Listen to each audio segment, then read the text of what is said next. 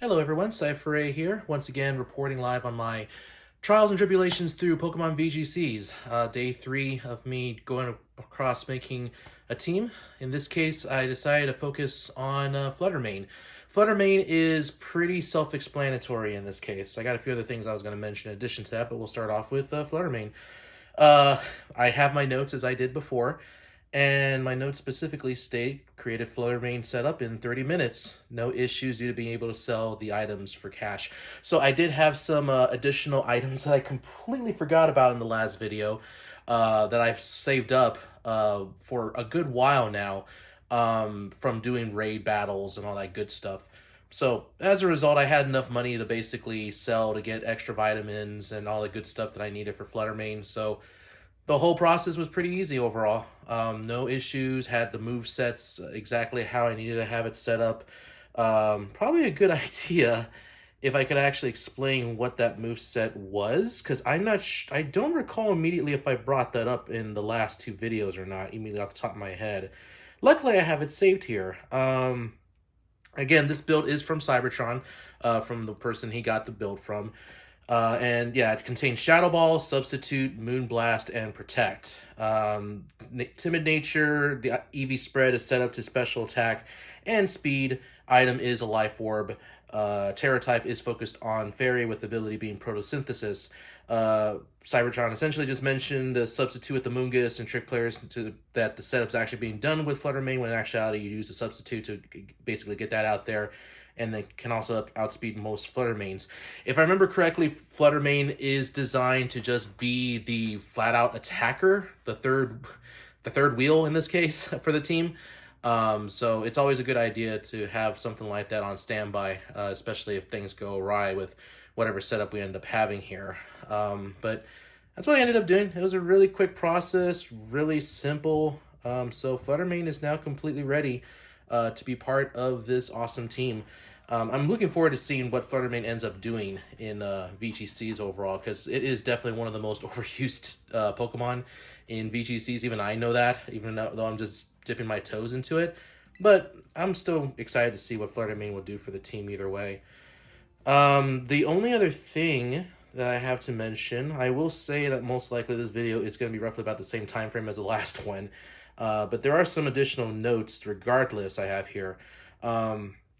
So I got the Core 3 built as a result. But when I got the third Pokemon built with Flutter Mane, I had to go ahead and start deciding on what the remaining three are going to be in my team. That's the tricky part. Cybertron did give 3 other Pokemon to use basically in that setup. If I remember correctly, my notes don't mention this off the top of my head. I believe it is Water Tauros, Hydreigon, and I am trying to remember the last one. But essentially they're just physical and special sweepers. Mostly attackers, so that way you can just get them out there. They do serve some additional purposes as well too, but I'll probably get down to that later on. But essentially, even though I know that those 3 are what I had to end up filling the voids with, because I don't want to completely copy the team. I want to have something of my own, with my own flavor and my own unique aspect to it. So I essentially went on ahead and just looked at the entire list of Pokemon that were recommended to me from friends, from the one person I remember now, it's one person specifically from the very second video I made, that recommended this to me. But I was recommended a support Jolteon and a physical attacker Gyarados from one of my friends in our little group that I've been with for a long time. I was also considering a Blissey, because Blissey has actually been part of my team since way back in the day. We're talking back during Journey Across America, Pokemon Rocks America era, because Blissey was really, really, really supportive, especially during singles. Like any singles matchups, oh my god. She would be like basically the bane of everyone's existence anytime she would pop up. So I was trying to see if I could make her work out in the team. I was also recommended a special attacker Zapdos from another one of our friends. I also was thinking about a special attacker Hisuian Gudra. Orgpon is the big Pokemon that is being talked about the most. Spoiler alert, she is easily one of my favorite Pokemon of all time. She got up there pretty high in rank. I'm willing to say probably top 10, considering how adorable she is. But funny enough, she is definitely going to be a very big top contender in VGCs from what's been told. So I would put her on the list too. Of course, I also put in Okidogi, which Okidogi I was thinking might be a good substitute for Blissey if Blissey didn't happen to work out. But I wasn't too sure about how viable Okidogi would be. Ursaluna Blood Moon was told by one of my friends as probably the best special attacker in the DLC, and after looking at the stats, yeah, that's definitely no joke. Ursaluna Blood Moon can definitely hit really hard. So I was considering that. I was also considering Sylveon as a special attacker. Another one of our friends in our group was recommending two Pokemon, Bramblegast and Sinistcha, or Sinistchi. I'm not sure, something like that.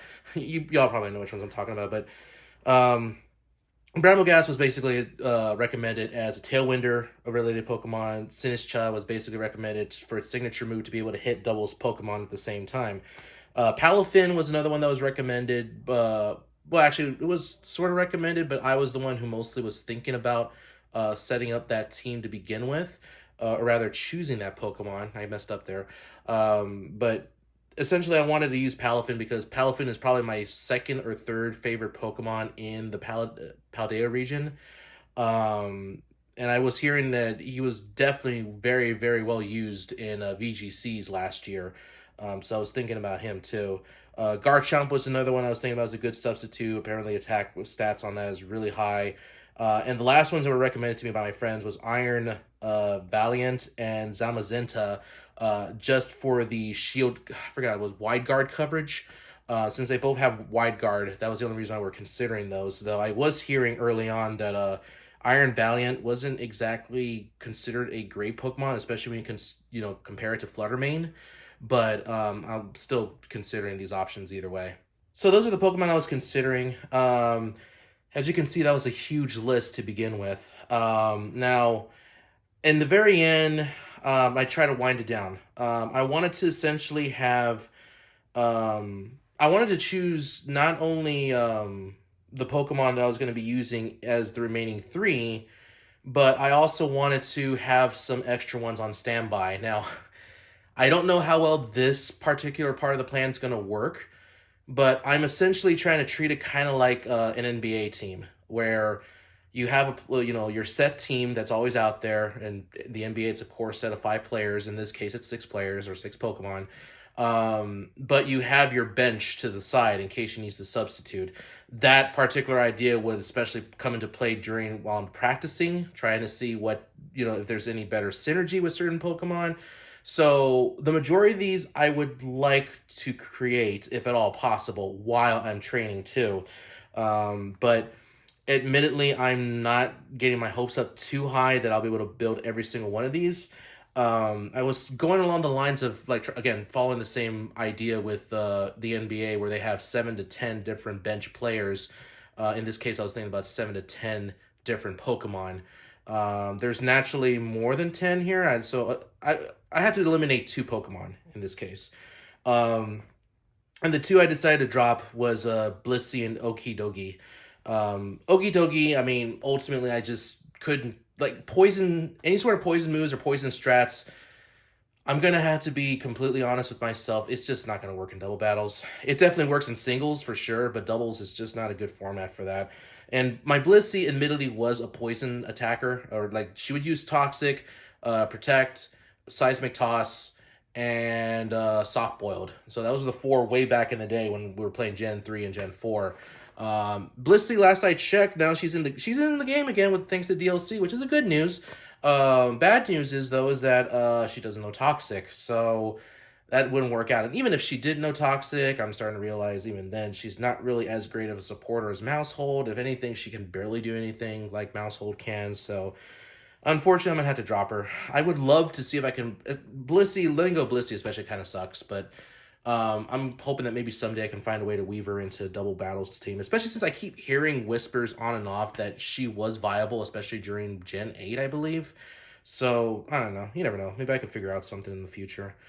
Um, but in order to figure out the rest, like, how else I'm going to make the rest work, or who I'm going to choose from these remaining amount I have, for the 3 I'm going to be choosing, I basically looked at the base stats for all these Pokemon, and I use Flutter Mane basically as a basis to determine which one would be sweepers and which one would be base attackers. Essentially, I was looking at their stats to determine like how strong they are in terms of physical output for damage. Because again, the 3 Pokemon that's in that team that Cybertron mentioned, 2 of them were listed as regular attackers. A third one was mentioned as a sweeper. I don't think it really matters in the grand scheme of things. You really just want to have something that's as much of a sweeper as possible, I guess. But still, I was comparing those numbers anyway. And in the very end, it was shown that Ursaluna Blood Moon, Garchomp, Iron Valiant, and Palafin Hero Mode were the top 4 that matched or exceeded the base stat numbers that Flutter Mane had. So I think it was like 130 that Flutter Mane had for special attack. So all 4 of these either were very close. I think 2 of them were at 125 to be fair. But Palafin, especially at Hero Mode, he is the highest at a whopping 160. That's quite a bit. But the only downside is, of course, you have to get Palafin set up. You have to actually bring it out first, switch it out, and then get it back out there. But I've only seen so many videos of how it's played, but even from the very few I've seen, I can see how it can be done either way. So I was still thinking about that. Still, though, I continue to do more research. So after doing more research on stuff such as Earthquake users, comparing weaknesses and other stats, I finally decided on my 3. So the remaining 3 I decided on building is going to be Zapdos, Garchomp, and Gyarados. So I did say if I found more time to raise more in the substitute section, I would do so. So in other words, like I mentioned before, basically, if I can find time to build the remaining amount that I want to build, I will. But otherwise, those are 3 I'm committing to at this time. Zapdos was chosen as the first Pokemon to focus on, like in other words, to build. So tomorrow we're going to focus on Zapdos. I noticed something a little interesting though, and I had to make sure on this. So, I did again.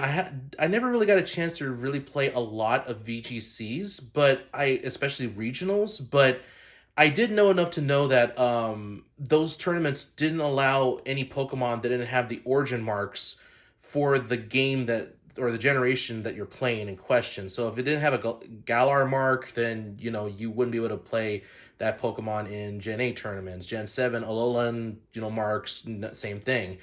Gen 9 obviously has Paldea marks, but the tournament rules don't specify that it needs to have that mark in order to be legal to play in the tournament.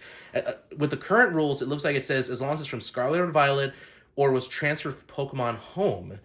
So noticing that was very interesting to me because of that, it basically opens up my the waters for me in terms of what Pokemon I could bring in, like in terms of like what Zapdos do I bring in, what Gyarados I bring in, because both of those I do have, and they're all in Pokemon Home.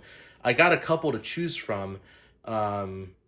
Is what I'd say if I didn't realize some of them I think are still in Gen 8 right now, but there are 2 particular Pokemon that I stumbled across, and I was like, you know what, I'm being sentimental as is, bringing that little badge from the original Pokemon tournaments way back in 1998 in this case.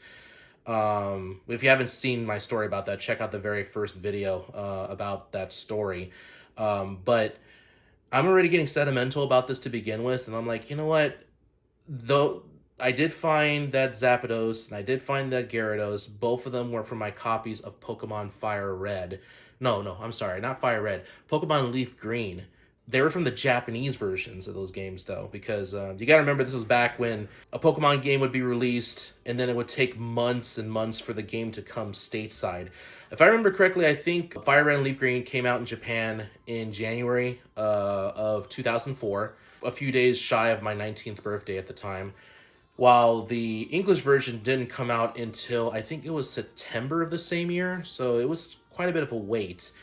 So, I was desperate. I mean, back at that time, I didn't care if I couldn't read it. I tried to do my best just to skim through it. That's all that import gaming was back in the day. Like, even ignoring that it was a Pokemon game, I love playing import games because you would find these super unique titles that just would not be released, say, stateside, because the publishers just wouldn't want to take a chance with weird games to begin with. Or, in the case of Pokemon, they had to translate, from Japanese to English and to other languages, but because they weren't doing all that at the same time, it would take months for the games to actually get released. So, but yeah, either way, I mean, I was always an import gamer. I loved playing import games. And just playing Leaf Green for the first time was pretty awesome. But I kind of digress here.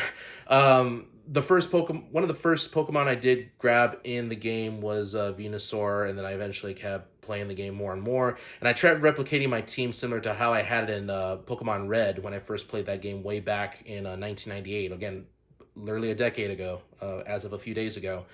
So Zapdos was definitely in that team, as was Gyarados. And I had Zapdos and a Gyarados in Leaf Green, and I used it and eventually won, the Elite Four challenge, and I beat the champion, which was, Gary, Red, whatever you want to call him, in that version of the game. And they got the ribbons. So I made sure the ribbons are enabled for them in this case. So when they're, summoned out, people will know they're from the original game. But yeah, I don't see any rules or restrictions saying they can't be used, so I'm bringing in that Zapdos and I'm bringing in that Gyarados. And the Zapdos has the Japanese name on there because I never really changed the nickname. Gyarados has the name Tridai, but it's like Tridi. Don't ask me why I use that name. I have no idea. But yeah, both of them are going to be used in the tournament, and I'm going to start focusing on Zapdos here tomorrow. And get it pretty good up there. The one last thing I did notice with that Zapdos, though, is its effort values are already up at 31 for speed and for special attack. I think I might have tried using it for VGCs, or not VGCs, but like for tournaments back in the day, because that's the only other explanation I have as to why I had the stats up there the way they did. So, yeah, it should be a lot of fun, and should be really interesting to see how things play out with that either way. And again, I'll be making that video, and I'm just reading my notes here to make sure I'm not missing anything else. I've already explained that. Hopefully the match will start with, the matchups, or not the matchups, but the setups I'm going to be looking at tomorrow, I'm hoping are going to match the special attack and the speed that it's already up there. Because that's already saving me a lot of effort and time trying to get vitamins as is if they're already maxed out like that. Though if I have to get them reset or something, I suppose I could. But again, better to just keep it the way it is than try to change things up. But yeah, Gyarados and then Garchomp I'll be focusing on later on. So that's pretty much it I have here for right now. In addition to the game, I've also been playing, Pokemon Go to the side, having fun with that game as well, playing, Monster Hunter now, so, additional to the sides, because, it can't be constant 100% training nonstop with these games, even though that's going to have to be the case here very soon. So I'm enjoying what I can before I have to start dedicating a lot more time towards getting my teams refined. So, all right, well, that's about it. Again, I want to thank you all for watching this video. And then thank you for, if you watched the previous videos, thank you for watching those too. I did notice that when I first uploaded these videos, the views weren't exactly up there, but it's like, what it is, what it is. But I'm starting to notice actually the interest is starting to get up a little bit more, especially with the last video that was uploaded. I think somehow that's getting more attention. So again, I appreciate it. And even if I wouldn't have cared if it would have gotten like very little attention or, very much attention. I still appreciate every single one of y'all for watching these videos, because I know the majority of my subscribers likely came in because of the Chikorita video, which if you haven't noticed that, you may want to look at my channel and see my most, the video with the highest views. And I'm still kind of bewildered that happened. I'm still kind of wishing that we could have still kept the comments on, because there was a lot of interesting comments that popped up in that video. But YouTube being YouTube decided to be like, no, we're marketing it as, you know, for kids only. And I try to counter like, no, it's not. And then they're like, yes, it is. You want to fight us about it and try to actually make a legal case about it? I'm like, no, I'd rather not. So, but again, just thank you all for watching these videos and these, you know, this series.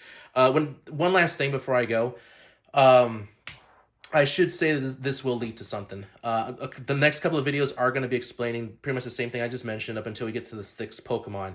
After that, I'm going to try to actually show some matches while explaining my wins and losses, or at least one match, just so y'all get an idea of what I've been doing. And again, y'all can give me some advice and whatnot.